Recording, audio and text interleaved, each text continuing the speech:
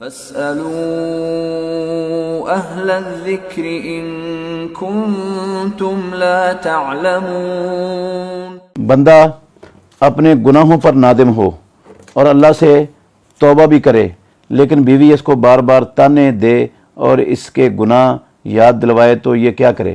بیوی کو سمجھائے، نصیحت کرے۔ جو بندہ توبہ کر چکا ہے اس کو تانا دینا غلط ہے، یہ اس کو دکھ پہنچانا ہے، اور کسی کو تکلیف دینا، دکھ دینا، چاہے زبان سے ہو چاہے ہاتھ سے ہو، یہ ایسا گناہ ہے جو نہ کسی نیکی سے معاف ہوتا ہے نہ توبہ سے معاف ہوتا ہے۔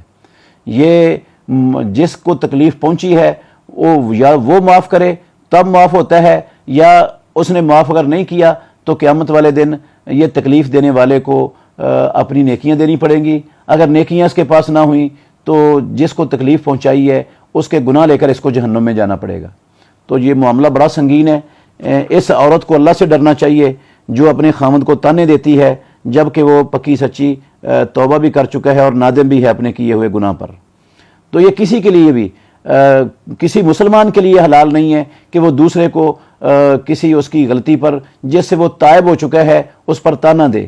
جب کوئی عام مسلمان دوسرے مسلمان کو تانا نہیں دے سکتا تو ایک بیوی وہ اپنے خامد کو، جس خامد کا حق ہی اللہ کے بعد سب سے بڑا ہے اس بیوی پر، اس کو کیسے تانا دینا اس کے لیے حلال ہوگا؟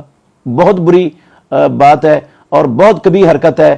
اس عورت کو توبہ کرنی چاہیے، اللہ سے معافی مانگنی چاہیے، اور شیطان کی ساتھی بن کر جو ہے نا وہ اس کو ملامت اور تان نہیں کرنی چاہیے اس پر۔ صدقہ جاریہ حاصل کرنے کے لیے اس ویڈیو کو لائک، کمنٹ اور شیئر کرنا مت بھولیں۔